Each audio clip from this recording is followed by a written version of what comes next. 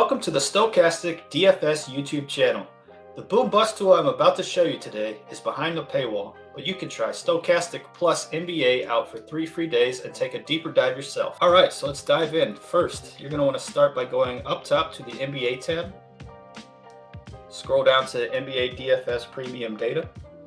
And then move on over here and click the BoomBust Probability. And that will bring up our BoomBust Tool. Scroll down a little bit and you'll see our table legend, and this just explains the importance of these 5 columns: boom percentage, bust percentage, ceiling, floor, and optimal percentage. And right below that, you can see when the last projections were updated on this BoomBust tool. So it was updated 23 minutes ago, and as breaking news comes out, players are ruled out because of injury or sickness, all you would have to do is click refresh to get the most updated version of this tool. Then next you can see we offer this tool for DraftKings, FanDuel, and Yahoo. So just click whichever corresponding tab suits which site you will be playing on. And here's our tool. So we start with the name of each player. And in this column, you can sort alphabetically either way, just by clicking this top tab. You can even type in a certain player's name here that you may be looking for. The next column would be the team they play for. Let's say you were looking for a specific matchup. Maybe you wanted to see someone on Boston because you thought you really like Boston and their scoring potential or something. Click on Boston, hit OK, and it will only show you the players from Boston. Maybe you really like Boston and Denver. You can also click on Denver and then look at all the players from each team together to try and maybe compare. To get back, instead of clicking every single team, all you need to do is hit the reset button, click OK, and it brings you right back with all the players back in the pool. The next column is position. Again, you can always click this top arrow and it will sort alphabetically. But let's say you're looking for a specific position, say you're looking for center for whatever reason. Maybe you just wanted to start and look at all the centers. Maybe you have your whole lineup built already and just need to find a center that fits in the last spot. So now we're looking at all the centers, and let's sort by salary, which is our next column. And let's say you have like 4,900 left in your lineup for a center. Let's go down here. There's 4,900, so you could get Ivica Zubac and anyone below, obviously, that fits into that price range. Maybe you needed a shooting guard in your last spot. Switch on over to shooting guard.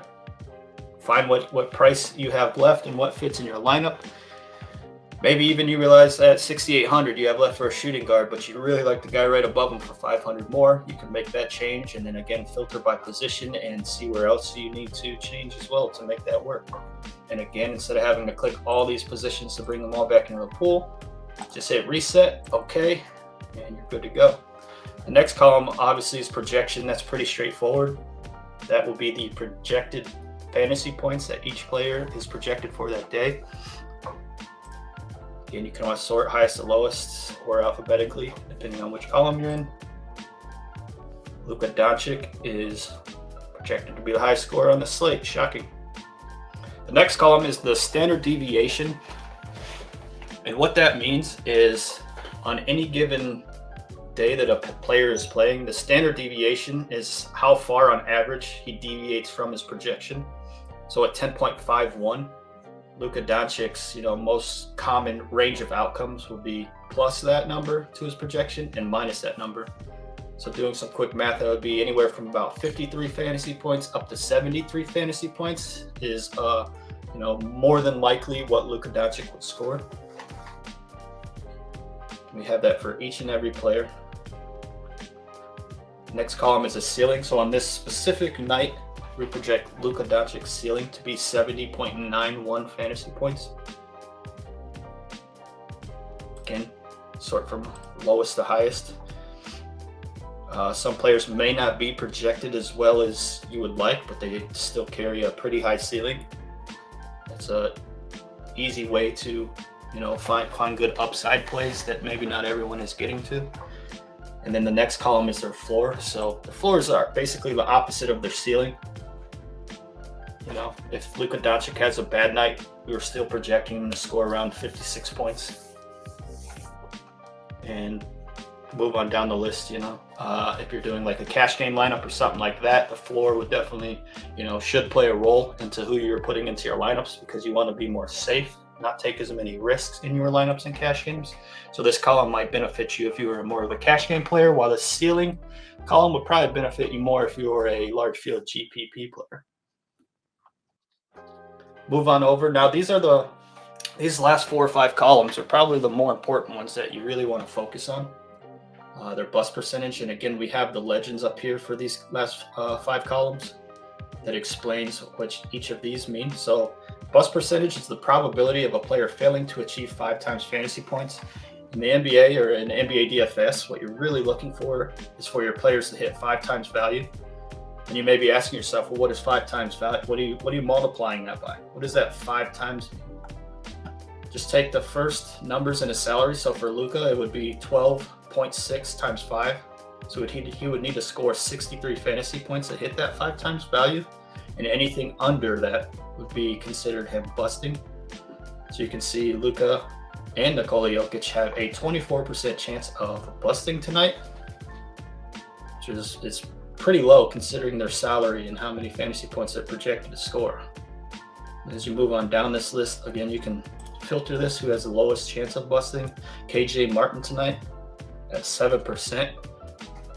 So as you can see in the next columns, he is really popping, as well as Steven Adams. Just really helps you easily identify safer plays where more times than not, they're not going to kill your lineup. Even if they don't over exceed what the projection is, they're still, you should still be in pretty good shape. This next column, the boom percentage, this is also another important one, especially for GPP players, whereas bust percentage again kind of correlates with the floor tab because you want to build safer plays into your lineups. The boom percentage correlates a lot to the ceiling tab because you want to build those high upside players. So again, we can go up to our legend and it will explain what the boom percentage means. Probability of achieving 5 times plus 10 fantasy points. So with that said, use Luka again. Salary is 12.6 times 5 is 63 plus 10 is 73. So what this tool is saying is that Luka Doncic has over a 35% chance of scoring 73 fantasy points or more.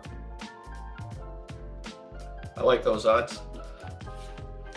Right above him is Steven Adams, who has a very low bust percentage and a very high boom percentage. So again, it's very easy to identify that Steven Adams is a great play tonight. Next will be our ownership column. Sort by lowest to highest. If you see these blank tabs, it just basically means that these players are projected to either not play or they might get a couple garbage time minutes and really should not even be considered to throw into your lineups. Sort by highest to lowest. KJ Martin is expected to be owned in over 50% of lineups. This tool, I will say, is more aimed at large field GPP when they're showing you these ownership percentages. In cash games, I'm sure KJ Martin will be probably 90% or higher, but this tool is specifically aimed at larger field tournaments, not so much cash games. Optimal percentage is the probability that the player will be in a perfect lineup that slate. So in other words, an optimal percentage is just saying the chances that the player is in the winning lineup of that slate.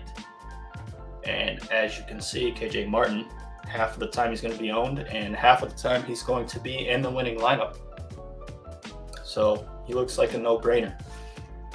Steven Adams as well, just under 40% ownership and just under 46% optimal percentage. So this is basically saying that he's a little under-owned. Even though 40% is very high, he's still projected to be in the winning lineup more times than he's owned. And then this last column is leverage. This is just the difference between the two, as you can see. 50.4, 50, the difference is 0.4.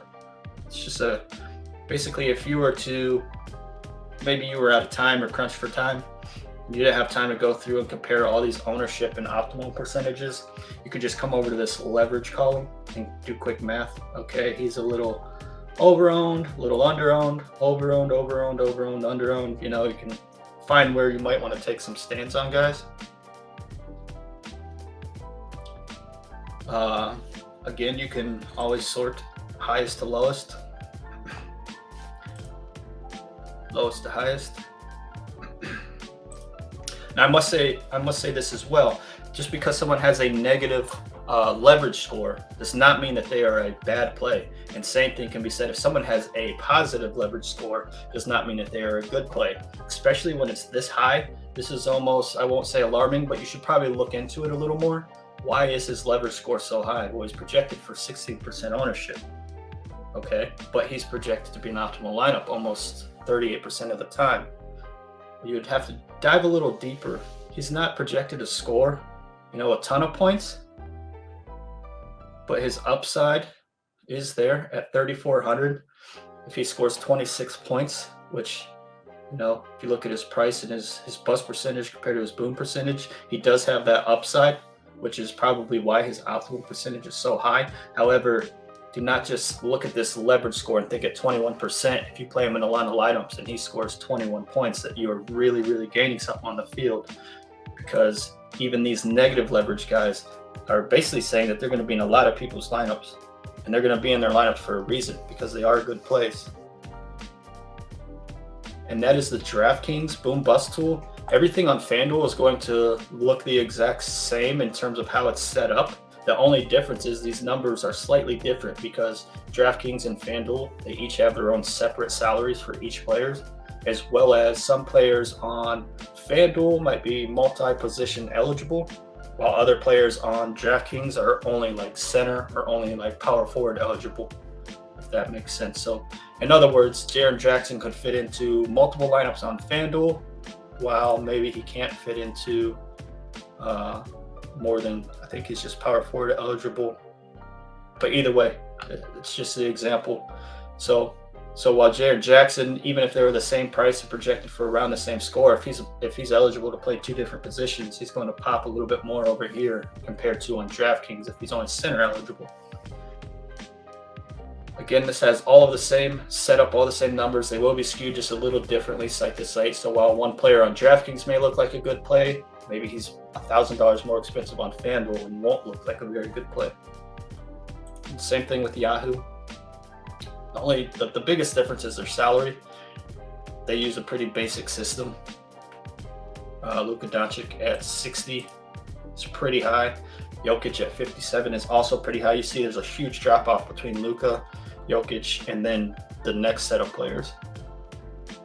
But they all, you know, are projected to score well and play well tonight on all the sites. If there was ever a reason that you needed to either print this out, maybe you want to highlight your players or something that you really like or don't like, that option is available here. If you wanted to export it to an Excel sheet and then do your sorting and maybe your highlighting or whatever you want to do in Excel, that option is also available. You can download it as a CSV. You could also just copy it right to your clipboard. Maybe you already have Excel open, copy it to your clipboard, go into your Excel, paste it, and tinker with it however you want. These tools are very beneficial, very beneficial. This is where you should start almost every single day to see what the field is doing, what the ownership, what the player's chances of booming are, what his chances of busting are, and then finally see, well, what are his chances of being in the winning lineup? How much do I really like this guy? And that does it for the Stokastic NBA DFS BoomBust Tool. Check out our other evergreen YouTube pieces below in the description. Thanks for watching.